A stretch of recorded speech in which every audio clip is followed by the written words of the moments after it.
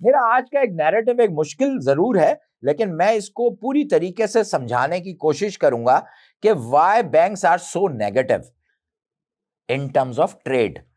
देखिए, पाकिस्तान की इकोनॉमी में एक्सपोर्ट्स की बहुत अहमियत है। अगर एक्सपोर्ट्स होगी तो फॉरेन एक्सचेंज आएगा, और एक्सपोर्ट्स के लिए आपको नए बिजनेसमैन पैदा करेंगे।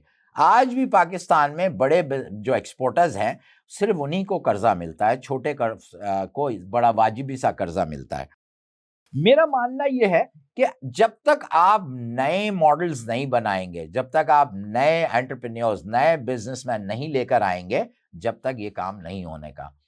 दूसरी बात यह कि बैंक्स जो है वो खवातीन को कर्जे नहीं देते हैं। बैंक का कहना यह होता है कि हमारे कल्चर में खवातीन क्योंकि ज्यादा एंटरप्रेन्योर नहीं है या बिजनेस वूमन नहीं है, तो इसलिए हम उनको नहीं देते। हालांकि सिचुएशन इसके बरक्स है, क्योंकि खवातीन से उनको सिक्योरिटी नहीं मिलती है, उनको कोलेट्रॉल नहीं मिलता है, इसलिए वो इस हिस्से को बिल्कुल नेगेटिवली रद्द कर देते हैं। जो हमारी इकोनॉमी में खवातीन की मौजूदगी नहीं हो पाती है। अब एक खातून एमबीए करके निकलती है और वो बिजनेस वूमन बनना चाहती है, वो कहां से सरमाया लेकर आए? बैंक इसको नहीं आने देते।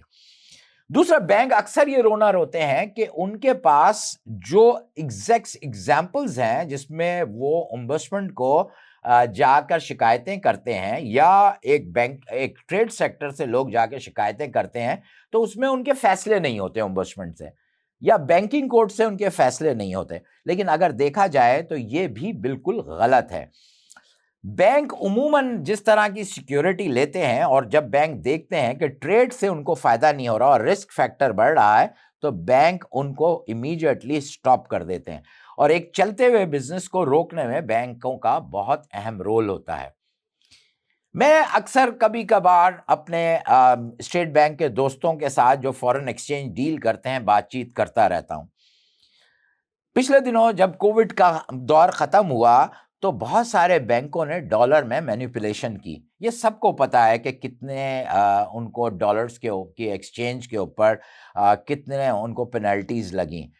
कई बैंक ऐसे थे जिन्होंने बहुत मिलियंस डॉलर्स की पेनल्टीज दी, और ये बिल्कुल हकीकत है। आप अगर सोशल मीडिया पे जाके देखें तो आपको पता चल जाएगा कि बैंकों ने किस तरह से इनरेगुलरिटी की है।